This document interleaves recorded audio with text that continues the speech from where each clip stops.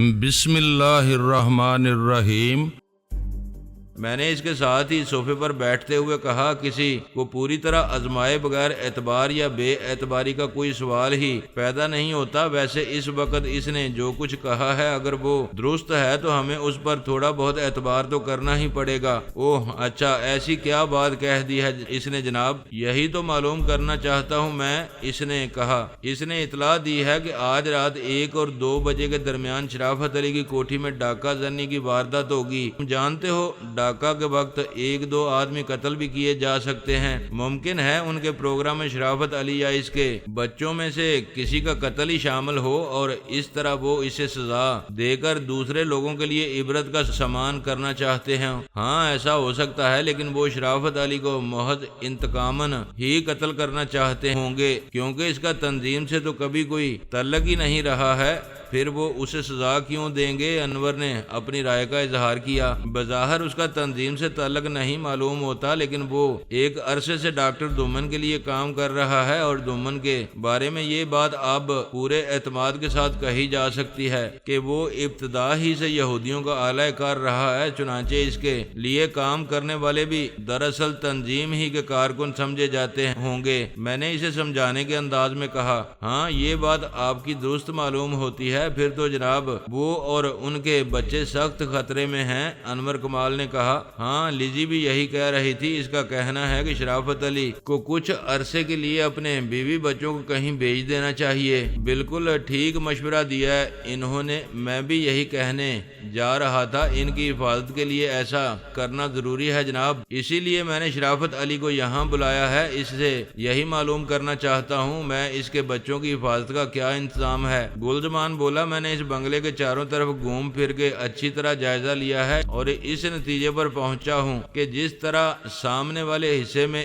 ایک دربان بٹھا رکھا ہے، اسی طرح پیچھے والے حصے میں ایک قابل اعتماد دربان ضرور ہونا چاہیے۔ کیوں بھائی، کس بنا پر ایسا کہہ رہے ہو تم؟ میں نے اس کی بات سن کر چونکتے ہوئے کہا، اس بنا پر کہ بنگلے کا عقبی حصہ محفوظ نظر نہیں آیا مجھے۔ اس بنگلے کے بالکل پیچھے والا مکان ویران پڑا ہے، اس کی عقبی دیوار بھی ٹوٹی ہوئی ہے، پورا مکان ہی بے حد شکستہ ہے۔ لگتا ہے برسوں سے وہاں کوئی نہیں رہتا، لہذا دشمن اسے مورچہ بنا کر بیٹھ سکتا ہے، اور چونکہ اس طرف دیکھ بھال کا کوئی انتظام نہیں ہے، اس لیے اسے اس طرف سے بنگلے میں داخل ہوتے وقت کسی پریشانی کا امکان بھی نہیں ہے۔ اسی لیے کہا ہے میں نے کہ ادھر کا مناسب بندوبست ضرور ہونا چاہیے۔ گلزمان نے کہا، ہاں یار یہ بات تو میں نے رات کو اس وقت بھی محسوس کی تھی جب میں شرافت علی کے ساتھ اس طرف سے بنگلے میں گھس رہا تھا۔ میں نے کہا، اس طرف کسی دربان کو بٹھانے کی ضرورت نہیں ہے گلزمان، اس حصے کو یوں ہی رہنے دو، وہاں درخت وغیرہ تو نہیں ہے۔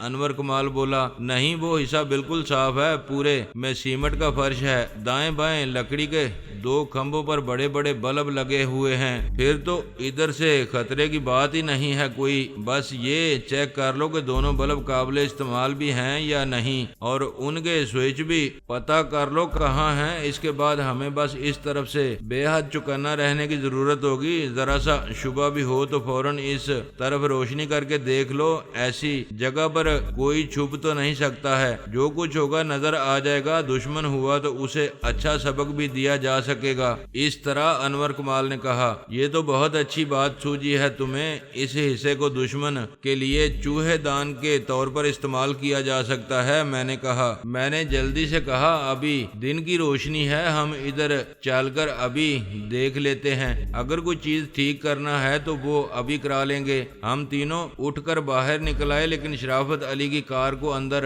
داخل ہوتے دیکھ کر وہیں ٹھٹک کر کھڑے ہو گئے۔ شرافت علی نے ہمارے قریب آ کر کار روکی اور انجن بند کر کے جلدی سے کار سے باہر نکلتے ہوئے بولا، کیوں بھائی خیر تو ہے نا، تم لوگ یہاں کیوں کھڑے ہو؟ میں نے کہا، ابھی تک تو سب خیریت ہی ہے، ہم ذرا ادھر بنگلے کے عقبی حصے کی طرف جا رہے تھے، تمہاری گاڑی کو دیکھ کر رک گئے۔ کوئی خاص بات ہے ادھر کیا؟ اس طرف جانے کی ضرورت کیوں پیش آ گئی تمہیں اس وقت؟ شرافت علی نے پوچھا۔ میں نے اسے ساری بات بتا کر کہا یہی دیکھنے جا رہے تھے ہم کہ ادھر سے دشمن آئے تو اس کو وہاں پھانسا جا سکتا ہے یا نہیں۔ خیال تو اچھا ہے یہ، مگر اس طرف کو دیکھ بھال نہیں ہوتی کیونکہ ادھر جانا آنا ہی نہیں ہوتا کسی کا۔ میں نے بھی دھیان نہیں دیا کبھی، وجہ شاید یہی ہو سکتی ہے کہ پہلے کبھی ایسے حالات پیش نہیں آئے تھے، اب تو ہر طرف کا ہی دھیان رکھنا پڑے گا۔ شرافت علی نے کہا آؤ اندر چلو، اس کی تم فکر نہ کرو، میں چوکیدار سے کہہ دوں گا وہ ادھر کی لائٹیں وغیرہ ٹھیک کرا دے گا۔ تم یہ بتاؤ کون سی اہم خبر سنانے کے لیے بلایا ہے مجھے؟ ہاں یار، وہ لیزی کا ٹیلی فون آیا تھا، ابھی اس نے یہ اطلاع دی ہے کہ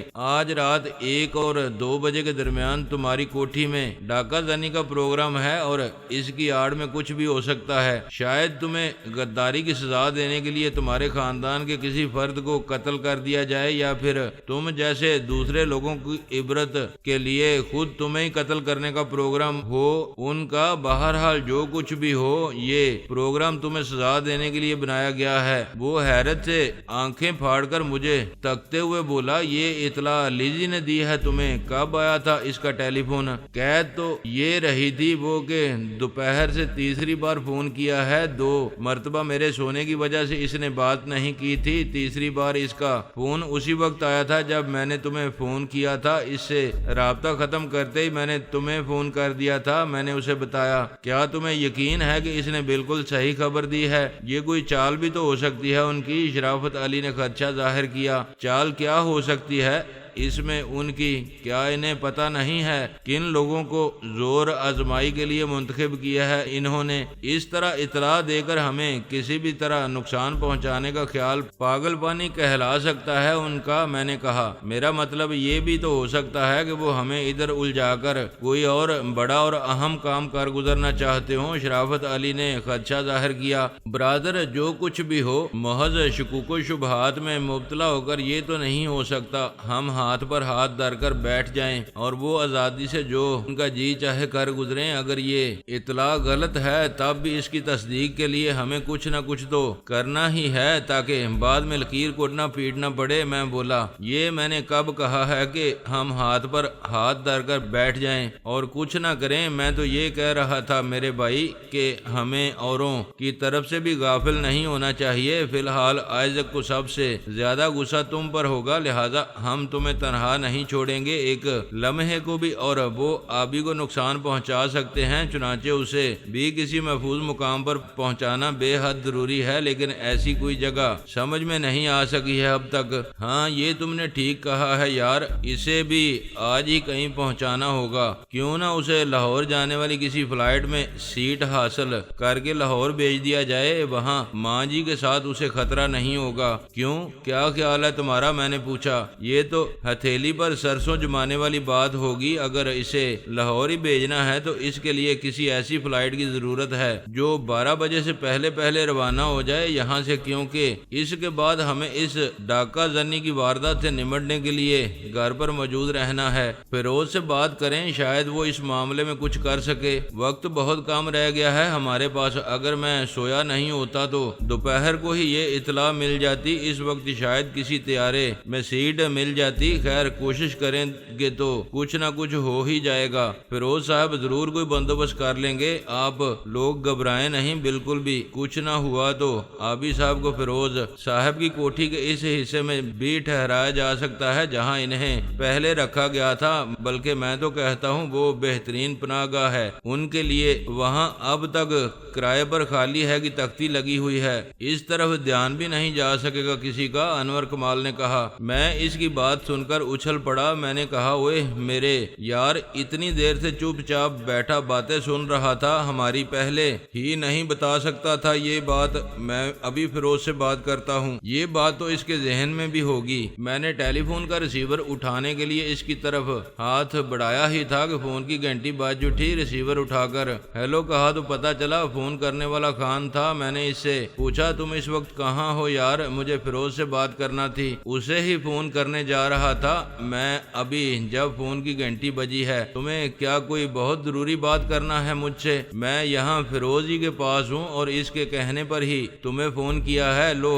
بات کرو اس سے، اس نے جواباً کہا۔ اس کے ساتھ ہی فیروز کی آواز سنائی دی، ہیلو جیلانی، کیا بات ہے، خیریت تو ہے نا؟ تم نے دو باڈی گارڈ میرے ساتھ لگا رکھے ہیں، ایسے میں میری خیریت کو تو کوئی خطرہ ہو ہی نہیں سکتا۔ میں دراصل تم سے آبی کے معاملے میں بات کرنا چاہتا تھا، اسے فردوسی بیگم کے فلیٹ سے کہاں لے جایا جائے؟ میں نے اس سے کہا، کمال ہے بھائی، یہ تو میں نے بھی تمہیں اسی سلسلے میں فون کیا ہے۔ اس وقت آبی کو لے کر کہاں جانا ہے؟ یہاں میرے پاس لے آؤ، اس سے زیادہ محفوظ کوئی اور مقام کراچی میں نہیں مل سکے گا تمہیں، فیروز نے جواب دیا۔ ہاں یار، انور کمال نے بھی یہی مشورہ دیا ہے، ٹھیک ہے پھر ہم اسے لے کر آ رہے ہیں تمہارے پاس۔ اس کے علاوہ اس اپنی فردوسی بیگم کا بھی کچھ انتظام کرنا ہے ہمیں، ایسا نہ ہو ہم سے دوستی اور تعاون کی پاداش میں وہ ماری جائے غریب بے موت ہی۔ فی الحال تو اسے بھی یہیں لے آؤ، پھر دیکھیں گے اس کے لیے کیا مناسب ہے۔ بہرحال فکر کرنے کی ضرورت نہیں ہے تمہیں، بالکل بھی سب ٹھیک ہو جائے گا۔ اللہ نے چاہا تو کسی کا بال بھی بیکا نہیں ہوگا، اور اس گلزار خانم کا بندوبست کر دیا ہے میں نے۔ کیا مطلب ہے اس سے ہمیں کیا لینا ہے بھائی جی؟ کیا بندوبست کیا ہے تم نے اس کا؟ میں نے پریشان ہو کر پوچھا۔ بس تم دیکھتے رہو کیا ہوتا ہے اس کے ساتھ، جو کچھ بھی ہوگا تم خوش ہو جاؤ گے بس، اس نے ہنستے ہوئے جواب دیا۔ ٹھیک ہے یار، تم جو جی چاہے کرو اس کا، مجھے ایسی کسی پری جمال نازنین پر کبھی بھی ذرا سا رحم نہیں آئے گا جو میرے ملک کے دشمنوں کے لیے کام کرتی ہو۔ ایسے ذلیل کام سے تو یار جی بھوک پیاس اور افلاک کے ہاتھوں ایڑیاں رگڑ رگڑ کر مر جانا بہتر ہے۔ میں نے ریسیور کریڈل پر ڈال کر شرافت علی سے کہا، ٹھیک ہے بھائی شرافت علی، ہم لوگ تارک روڈ جا رہے ہیں، وہاں سے آبی اور فردوسی بیگم کو ساتھ لے کر فیروز کے پاس چلے جائیں گے۔ تم جا کر اپنے کچھ آدمیوں کو اپنی کوٹھی کی نگرانی پر مقرر کر دو، ابھی سے ہر مشکوک آدمی کو واچ کرتے رہیں گے۔ وہ تقریباً 11 بجے ہم لوگ بھی پہنچ جائیں گے، وہاں دیکھیں گے کون کون سورما کا بچہ آتا ہے تمہیں سزا دینے کو۔ ٹھیک ہے، میں جا کر انتظام کرتا ہوں، تم لوگ ذرا جلدی آنے کی کوشش کرنا یار، رات کا کھانا ہم ساتھ ہی کھائیں گے۔ وہ بولا، اوے نہیں یار، کھانے شانے کی تم پاک نہ لگاؤ، ویسے ہم جس قدر جلد ہو سکے گا آنے کی کوشش کریں گے، مگر تم نہ بیٹھے رہنا ہمارے انتظار میں۔ فردوسی بیگم گھر پر ہی موجود تھی۔ میری دستک کے جواب میں دروازہ اسی نے کھولا تھا۔ کیا حال ہے فردوسی؟ میں نے پوچھا۔ آئیں آئیں جناب، تشریف لائیں، خدا کا شکر ہے کہ کسی کے طفیل ہی اتنی زیارت تو ہو جاتی ہے آپ کی۔ وہ خوشی سے کھل اٹھی تھی۔ ہم جیسے کھانا بدوشوں سے دل لگانے والے کبھی خوش نہیں دیکھے جاتے فردوسی بیگم، تمہارے چہرے پر میں ہمیشہ گلاب ہی کھلے دیکھتا ہوں، اور جب صورتحال یہ ہو تو دل اس طرف سے مطمئن ہی رہتا ہے۔ میں نے اس کے دمکتے چہرے پر نظریں جما کر کہا۔ وہ ایک ادائے ناز سے شرماتے اور نظریں چراتے ہوئے بولی، میں نے کوئی شکایت تو نہیں کی کبھی آپ سے جیلانی، میں جانتی ہوں آپ کو ایک پل بھی سکون سے بیٹھنے نہیں دیتا ہے کوئی، میرے لیے یہی کافی ہے کہ آپ بھولے نہیں کبھی مجھے۔ آئیں اندر چلیں، وہ آپ بھی بہت یاد کر رہے ہیں آپ کو، صبح سے بار بار پوچھ رہے ہیں، نہ جانے کیا پریشانی ہے انہیں آپ کی طرف سے۔ اس نے بڑی خوبصورتی سے موضوع بدل دیا تھا۔ میں اس کے پیچھے پیچھے آبی کے پاس پہنچا، اس نے مجھے دیکھتے ہی کہا، اوے آب علی آ میرے یار، تو نے تو بڑی راہ دکھائی آج۔ میں نے قریب جا کر نہایت گرم جوشی اور محبت سے اس کا ہاتھ تھام کر کہا، بس یار رات بھر کا تھکا ہوا اور نیند کا مارا ایسا سویا کہ اب ہوش میں آیا ہوں، اور اگر لزی فون نہ کرتی تو شاید اب بھی نہ اٹھتا۔ کیا ہوا؟ وہ میرا مطلب ہے رات کو جو تم لوگوں نے اس کتے یہودی کی موت کا بندوبست کیا تھا، اس کا کیا رہا؟ بڑا لومڑ صفت شخص ہے یار وہ، اور شاید اس کا کچھ وقت ابھی باقی ہے، ہاتھوں میں آ کر پھسل گیا وہ ہمارے۔ میں نے اسے بتایا، یہ تو بہت برا ہوا یار، اب تو وہ جینا دوبر کر دے گا۔ تیرا بہت خوفناک بات ہو گئی ہے جیلانی، یہ تو۔ اوئے چھوڑ یار، لعنت بیجی اس خبیث پر، ہم پہلے ہی کون سی پرسکون زندگی گزارتے رہے ہیں، کیا فرق پڑ جائے گا اس سے ہم پر؟ یہ تو ہم جانتے ہی ہیں کہ مرنا ہمیں اس طرح دوڑ بھاگ کرتے ہوئے ہے، ہم کسی کے پیچھے یا آگے بھاگے جا رہے ہوں گے۔ کہ جب فرشتہ اجل کسی بھی موڑ پر اچانک سامنے آ کر کھڑا ہو جائے گا ہمارے اور ایک مزدہ جہاں کا، وہ سنائے گا پترو چلو میرے نال ہن۔ ہاں یار کہتا تو ٹھیک ہی ہے تو ہونا تو ایک دن ایسا ہی ہے ہمارے ساتھ، مگر ایڑیاں رگڑ رگڑ کر مرنے سے تو اچھا ہی ہے نا۔ یہ کیسی باتیں کر رہے ہیں آپ لوگ، خدا نہ کرے جو ایسا دن آئے کبھی مرے آپ کے دشمن۔ فردوسی بیگم تڑپ کر بول اٹھی۔ آبی نے مسکراتی نظروں سے اسے دیکھتے ہوئے کہا، ارے تجھے کیا ہوا ہے بھائی جینتی بیگم، تو کیوں ڈرتی ہے بھائی؟ ہم تیری موت کی بات تو نہیں کر رہے ہیں نا؟ ایسی موت تو بس ہمارا ہی حصہ ہے۔ تجھے تو ماسٹر کی مولٹی فوم کے ڈبل بیڈ پر تھپک تھپک کر سلانے آئے گا فرشتہ اجل، اور پھولوں کی سیج پر لٹا کر قبرستان پہنچایا جائے گا تجھے۔ قبر تیری گلاب، موتیا، چمبیلی، جوہی اور رات کی رانی کے ڈیر میں بنائی جائے گی، اور یقین کر بی بی پورے 40 گز کا مخمل کے تھان سے بنا ہوا تیرا آخری لباس ہوگا۔ تو نے ہماری خدمت کر کے جتنی نیکیاں کمائی ہیں ان کا صلہ تو اس طرح ملنا چاہیے تجھے۔ وہ شاعر نے کہا ہے نا، 2 گز کفن کا ٹکڑا تیرا لباس ہوگا، تو یہ بات تیرے لیے نہیں کہی گئی ہے بی بی، یہ تو ان کے ساتھ ہوگا جو اپنے حصے کا سب کچھ اسی دنیا میں حاصل کر لینے کی تگ و دو میں لگے رہتے ہیں۔ وہ آج ہی کو سب کچھ سمجھتے ہیں، کل پر یقین نہیں رکھتے۔ ان کے لیے کسی نے یہ بھی کہا ہے، سب ٹھاٹھ پڑا رہ جائے گا جب لاد چلے گا بنجارا۔ تو کیوں فکر کرتی ہے؟ تیرے ساتھ نہیں ہونا یہ کچھ، تجھے تو دونوں جہانوں میں خصوصی رعایتیں ملتی رہیں گی۔ میں نے ہنستے ہوئے اس کی بات کاٹ کر کہا، اوے بس کر بھائی پانی کے باسی، تیری زبان کو تو لگام نہیں ہے ذرا بھی۔ تو جتنی بکواس کر لے تیرے ساتھ بالکل رعایت نہیں کی جائے گی۔ بچے تجھے وہاں بھی دمن اور آئزک جیسوں کے حوالے۔ او یار کیا بکواس شروع کر دی ہے تو نے، وقت اور موقع بھی دیکھا کر کبھی۔ میں یہاں تجھ سے مرنے کے بعد کا حال پوچھنے نہیں آیا ہوں، ابھی تیری زندگی کی ضرورت ہے ہمیں، اس لیے تجھے فرشتہ اجل کی نگاہوں سے دور لے جانا چاہتے ہیں ہم۔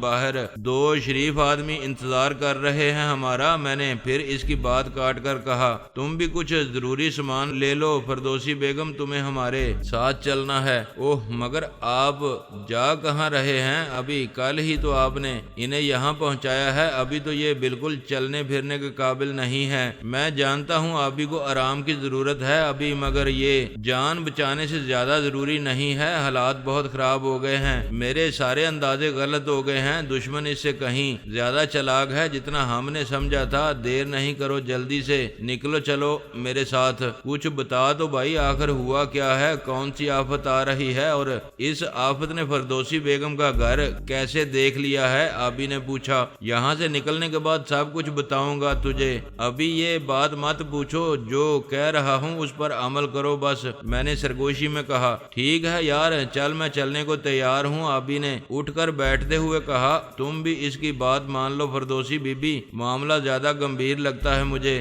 آپ ایک آدمی کو اور بلا لیں جلانی، 2 آدمیوں کے سہارے انہیں زینے اترنے میں زیادہ مشکل نہیں پیش آئے گی۔ اتنی دیر میں میں اپنے چند جوڑے اور کچھ ضروری چیزیں اٹیچی میں رکھ لیتی ہوں۔ فردوسی بیگم یہ کہتے ہوئے تیزی سے کمرے سے باہر نکل گئی۔ میں بھی اس کے پیچھے چلا آیا، اور جب انور کمال کو ساتھ لے کر واپس پہنچا تو فردوسی بیگم چھوٹی سی اٹیچی سنبھالے تیار کھڑی تھی۔ میں اور انور کمال آبی کو سہارا دے کر نیچے لا رہے تھے کہ سیڑھیوں کے درمیان نیچے سے آتی ہوئی وہ گلو گلزار خانم ٹکر گئی۔ میں دل ہی دل میں دعائیں مانگتا رہا تھا کہ اس زہر کی پڑیا سے ملاقات نہ ہو جائے، لیکن وہ ٹکر ہی گئی، اور بہت برے وقت میں ٹکری تھی۔ ہمیں دیکھ کر وہ چہکتے ہوئے انداز میں بولی، ارے خان صاحب یہ بیچارے پیرزادہ صاحب کو اس حالت میں کہاں لے جا رہے ہیں آپ لوگ؟ کہیں نہیں بی بی، وہ ذرا ڈاکٹر کے پاس لے جا رہے ہیں، ہم انہیں ابھی واپس آتے ہیں، بس آدھا گھنٹہ لگے گا صرف۔ میں نے فوراً بات بنائی، ہائے ایسا کون سا ظالم ڈاکٹر ہے جو انہیں اس حالت میں اپنے پاس بلا رہا ہے؟ کیا وہ یہاں آ کر انہیں نہیں دیکھ سکتا ہے؟ انہیں وہ منہ بنا کر بولی، بس کیا کیا جائے بی بی، بعض ڈاکٹر ایسے ہی سنگ دل ہوتے ہیں، تمہیں پتہ نہیں ہے اگر مریض کو ان کے رحم و کرم پر چھوڑ دیا جائے تو یہ اس کے گردے نکال کر بیچ کھاتے ہیں اور پتہ بھی نہیں چلنے دیتے آدمی کو کہ اس کے جسم کا کون سا حصہ کم کر دیا ہے انہوں نے۔ میری بات سن کر اس کے چہرے کی رنگت چند ثانیے کے لیے اڑ سی گئی تھی، مگر جلد ہی اس نے خود پر قابو پا لیا اور مسکراتے ہوئے بولی، تو یہ بات ہے بھائی، آپ تو بڑی عجیب باتیں کرنے لگتے ہیں، بھلا ایسا کون ڈاکٹر ہو سکتا ہے اور آدمی کے گردے کون خریدنے لگا ان سے؟ وہ ایک طرف ہو کر ہم سے کترا کر اوپر چڑھتے ہوئے بولی، واپس آنے کے بعد چپکے سے نہ نکل جائیں، مل کر جائیں مجھ سے۔ ہاں ہاں ضرور، تم نہیں کہتی تب بھی میں تم سے ملے بغیر واپس نہیں جاتا، میرا انتظار کرنا، ابھی واپس آتا ہوں۔ میں نے گردوں کی بات جان بوجھ کر کہی تھی اس سے، میں اس طرح لیزی کی بات کی تصدیق کرنا چاہتا تھا۔ اس ذکر پر اس کے چہرے کی بدلتی ہوئی رنگت سے یہ بات ظاہر ہو گئی تھی کہ وہ ڈاکٹر دومن اور اس کے کاروبار کے سے واقف تھی، یا شاید آئزک نے کسی اور ڈاکٹر کو پھانسنے کے لیے اسے استعمال کیا تھا۔ کچھ بھی بات ہو، بہرحال یہ ثابت ہو چکا تھا کہ وہ اس کالے کاروبار سے واقف تھی۔ فردوسی بیگم ہمارے پیچھے چلی آ رہی تھی، لیکن وہ کچھ بولی نہیں تھی۔ گلزار کے جانے کے بعد اس نے اس سے پوچھا، کیا بات ہے فردوسی بیگم، گلزار سے تمہاری ان بن ہے کیا؟ اس وقت تو وہ تمہیں یوں نظر انداز کر کے آگے بڑھ گئی جیسے تمہیں جانتی ہی نہ ہو۔ ہاں میں خود حیران ہوں، اسی بات پر کچھ گھبرائی ہوئی سی اوپر گئی ہے، آپ سے زیادہ باتیں بھی نہیں کی اس نے، ورنہ وہ اتنی آسانی سے جان چھوڑنے والی تو ہے نہیں۔ پتہ نہیں کیا ہوا ہے اسے، ایک دم پہلے تو حسب معمول چہک رہی تھی۔ فردوسی بیگم الجھتے ہوئے بولی، گئی بھی وہ بظاہر مسکراتے ہوئے ہی ہے، لیکن پیچھے جا کر دیکھو 12 بج رہے ہوں گے، شکل پر ایسی ہی چٹکی لی ہے میں نے اس کے دل میں، اس گھڑی بکھلا اٹھی تھی، چین نہیں آئے گا اسے اب بہت دیر تک۔ میں نے ہنستے ہوئے کہا، میری سمجھ میں تو کچھ آیا نہیں، ایسی کیا بات کہی تھی اس سے؟ آپ نے کوئی انجان زبان تو استعمال نہیں کی تھی آپ نے؟ تم نہیں سمجھ سکو گی اسے جنتی بی بی، یہ آنکھوں میں ہی نہیں کانوں میں بھی دھول جھونک دیتا ہے آدمی کے۔ آبی بولا، پریشان نہ ہو میرے ویر، صبر کر لے ذرا سا، گاڑی میں بیٹھنے کے بعد جو کچھ بتاؤں گا تیری کھوپڑی اڑانے کے لیے وہی کافی ہوگا۔ یار جلانی، کیا تو مجھ پر ایک اور مہربانی نہیں کر سکتا ہے؟ اس چمنستان خانم کو ساتھ نہیں لے چل سکتا ہے تو؟ آبی عاجزی سے بولا۔ میں نے اسے آخری سیڑھی پر اتارتے ہوئے کہا، فکر کیوں کرتا ہے میرے یار، فرہاد کے مقبرے کی سجادہ نشین دلوا دوں گا میں تجھے۔ تو ایک چمنستان کی بات کر رہا ہے، میں دنیا بھر کی بہاریں تیری جولی میں ڈالوں گا، ذرا گاڑی تک تو چلا چل تو۔ میں نے کہا، اللہ تیری مرادیں پوری کرے، بڑا دیالو ہے تو، مجھے یقین تھا تو میری بات ٹالے گا، ہرگز نہیں۔ آبی خوش ہو کر بولا، آگے کبھی کوئی بات ٹالی ہے میں نے تیری؟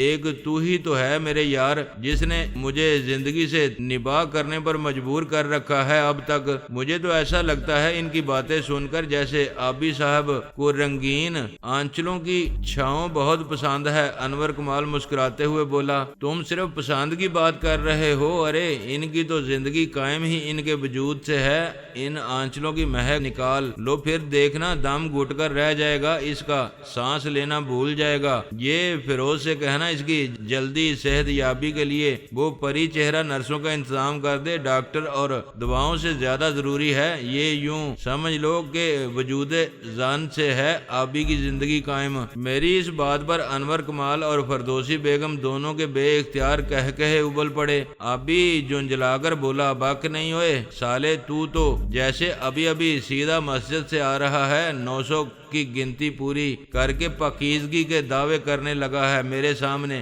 دیکھ بھائی جنتی بی بی، لگام دے کے رکھ اس اپنے مستقبل کو، بہت خوش ہو رہی ہے اس ذلیل کی بکواس سن کر، ویسے کم تو بھی نہیں ہے، وہ جنہوں نے تیرا نام فردوسی رکھا تھا وہ اب بہت پچھتاتے ہوں گے۔ میں بھی خواہ مخواہ ہی جنتی کہنے لگا ہوں تجھے، حالانکہ جنت والوں جیسی کوئی بات ہے نہیں تجھ میں، بس جس کی دوستی جلانی سے ہو اس کا نام نام رہ ہی نہیں سکتا ہے جنتیوں کی فہرست میں، پھر تو آبی صاحب آپ سے مجھے زیادہ ہمدردی ہے، آپ تو جنت کا دروازہ تک دیکھنے کا حق نہیں رکھتے ہوں گے۔ یہ تو بہت برا ہوا، فردوسی بیگم نے افسوس کا اظہار کرتے ہوئے کہا۔ کیوں بھائی، یہ کیسے سمجھ لیا تم نے میں کون سے اتنے بڑے کبیرہ جیسے گناہ کا مرتکب ہوا ہوں؟ آبی بولا، آپ ہی تو کہہ رہے تھے کہ ابھی کے جیلانی سے دوستی کرنے والوں کے نام جنتیوں کی فہرست میں نہیں رہ سکتے ہیں، آپ سے زیادہ قریبی اور پرانا تو ان کا کوئی بھی دوست نہیں ہے۔ فردوسی بیگم نے اپنی ہنسی روکنے کے لیے دوپٹہ منہ میں ٹھونس لیا